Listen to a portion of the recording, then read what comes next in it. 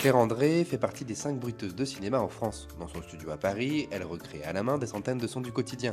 Des pas, des peintres qui claquent ou encore des objets qu'on manipule. Bref, tout ce qui donne vie aux images à l'écran. J'ai plusieurs types de sols.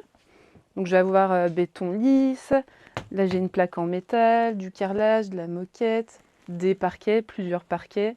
Ce qui est typique dans les audits de bruitage, ça va être les portes et les fenêtres qu'on a au mur.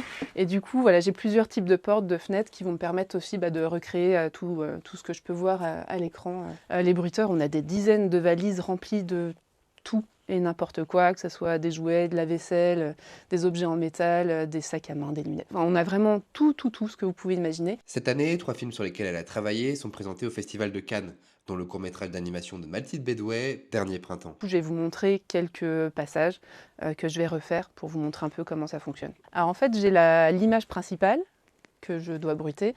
Et en haut à gauche, j'ai ce qu'on appelle une pré-image ou une vignette. En fait, c'est l'image du film qu'on a mis en petit et qui a 1 seconde d'avance sur l'image principale pour anticiper tout ce qui va se passer. Et ça me permet d'être plus synchrone. Je vais commencer par faire les pas. Les bruiteurs, on passe beaucoup de temps à changer de chaussures.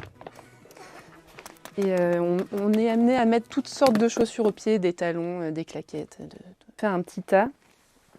Je vous montre, avec un peu de feuilles sèches, un peu de paille et des aiguilles de pin qui vont permettre de refaire ce sol très craquant.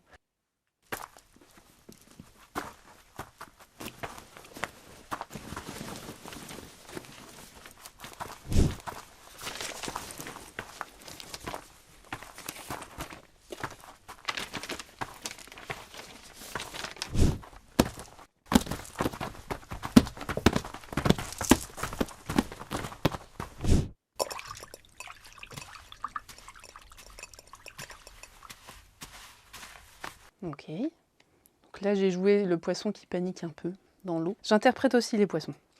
Je fais un métier de tricheur. Notre but, c'est de faire croire au spectateur que tout ce qu'il entend provient du vrai son du film ou du tournage. Enfin, il ne se pose pas la question de savoir d'où vient le son qu'il entend. Un bruitage réussi, c'est un bruitage qui ne s'entend pas.